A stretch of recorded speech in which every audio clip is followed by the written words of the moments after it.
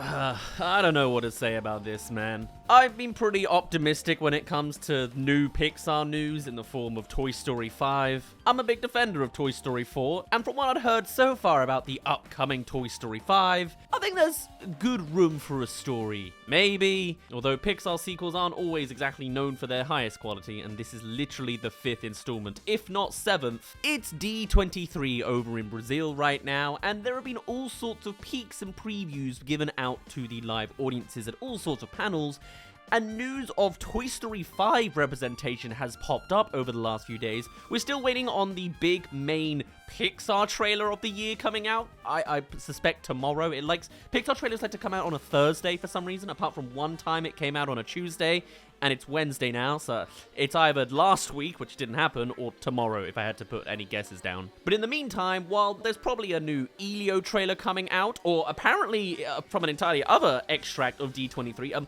apparently more Pixar news came in the form of Cars getting an announcement, specifically being a leak within the event itself that there's going to be an announcement about Cars 4. So much like I've spent most of this week with bated breath waiting for a trailer to not appear, I'll also be waiting for proper coverage of that to come out soon. But no, let's go back to Toy Story 5. We have yet to see any official trailer or footage going on, but we have been blessed with a little bit more information and a few interesting choices for imagery of where the story's going next. So, for those that aren't aware, Toy Story 5 is being made, and I'm not fully against it yet. And though Toy Story 3 had the definitive ending of splitting away from Andy, growing up and maturing out of your toys and passing them on to the next generation as a brilliant ending, and then Toy Story 4 similarly had a very distinctive good ending for its characters, splitting Woody as an abandoned toy to a certain extent, having his proper epilogue and splitting away from the group, Toy Story 5's plot of where else you could possibly extend the toy universe and morals further does have an idea I really like, and it's a message as well that I think is important to tell in this day and age.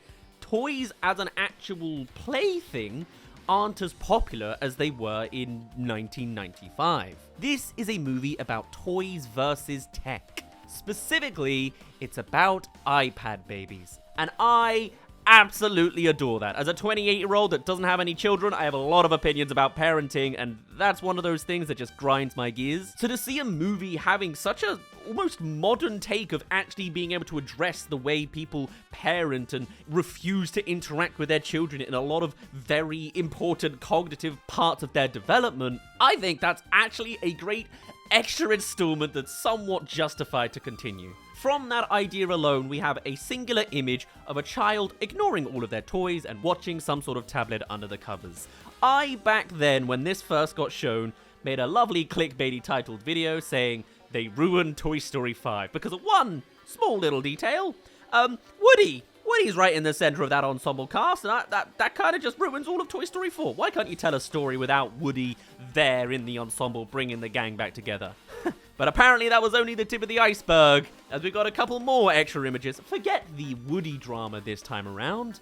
What would you expect to see from an image about a toys versus tech storyline? I guess maybe something about a villain. What is the villain? An animated iPad? The concept of parenting? And some weird interpretive metaphor for brain rot? No, it's Buzz Lightyear now that we have a problem with. We're really going for the two main core ideas of Toy Story and butchering both of them. Because it turns out the actual character-based villain, or at least hurdle in this storyline, is Buzz. Buzz again, in a form that we've seen in practically every Toy Story movie. In the first one, he's in play mode, apparently, where he's specifically not aware he's a toy, going to make major conflicts for not understanding his existence as a toy. Honestly, even just explaining that just shows how powerful the storytelling of the first movie is. That's such a strange existential crisis of an idea. In Toy Story 2, Buzz appears again in play mode.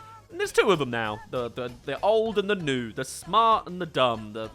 Run it back again because we don't know what to do with this character now that he's not, contributing to the main character-based plot. Toy Story 3, they managed to make him a little bit dumber as part of his shtick now of being the ignorant one, and also Spanish, which is a nice actual expansion, again, making him just a complete buffoon the whole way along. Toy Story 4 makes him just dumb directly, not knowing what an inner voice is in a way that's comic relief, and thematically, I guess, a butchering of his character from the first movie, technically, or his contributions to the story. People have complaints about it, sure. And now Toy Story 5, we're running it back! Specifically back to the other part of Toy Story 2 that I didn't mention. It's not just a matter of there's two of them and this second one's made it to the main gang. It's that there can be an entire, full aisle of Buzz Lightyear toys. We've seen it before, but only one got out last time. This time, they all do, for some reason. Everyone remembers when you take a villain or a secondary villain from one sequel movie and then expand it into another sequel, that always turns out well. But yes, the more thematic, morally succinct, interesting existential idea of toys versus tech and where the role of toys fits in the modern format of playtime in this modern society of technology is all taken to the side, as there's a bunch of Buzz Lightyears now, and we're just running that again. Specifically, the imagery we have is a bunch of buzzes escaping out of a storage container. We see a handful getting over the hill here, and then all the more in the background. Cue the nostalgia bait Buzz Lightyear box from the first movie,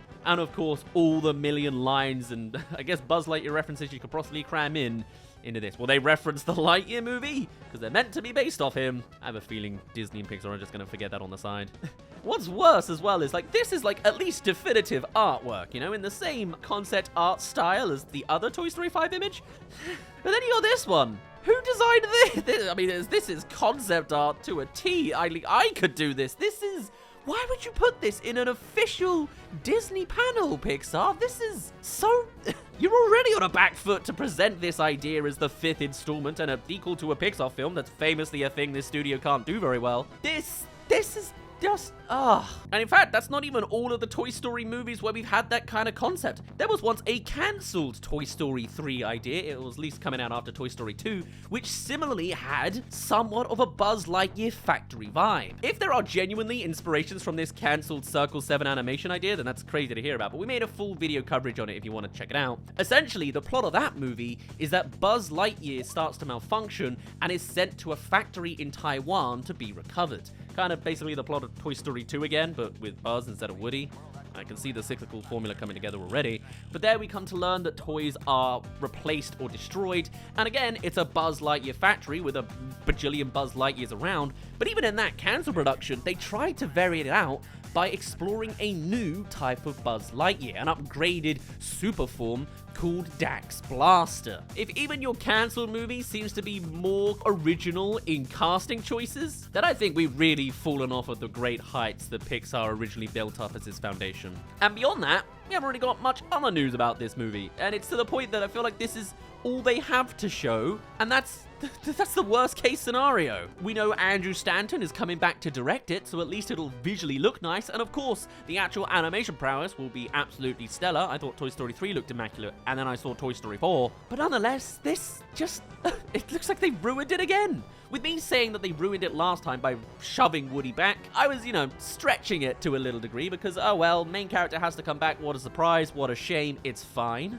But to just legitimately rehash a beat we've seen multiple times at this point. How many times do we have to deal with this same shtick, this same gimmick that this Buzz Lightyear character has? This toy hasn't even been on the run for another 30 years. Like, they sold these canonically in 1995. And he's physically grown up. Why is there another container full of buzzes? Because they're being deposed? Because they're not selling now? Like, it's just bad, man. I was really on board for a more thematic, interesting, mature idea behind a Pixar storyline. And to see this, to see they legitimately put out concept art like this, slapped together and done in 30 seconds, it looks like, honestly, is just so modern Pixar. That's not even true. Inside Out 2 was great. We've got a confirmed release date for this movie being the 19th of June, 2026. Coming out alongside a future schedule of Elio and apparently Cars 4 now. This really does just look like, weirdly enough, late-stage Pixar, despite them just having a win out of Inside Out 2. But I guess ideas like this were going well before the success of that movie.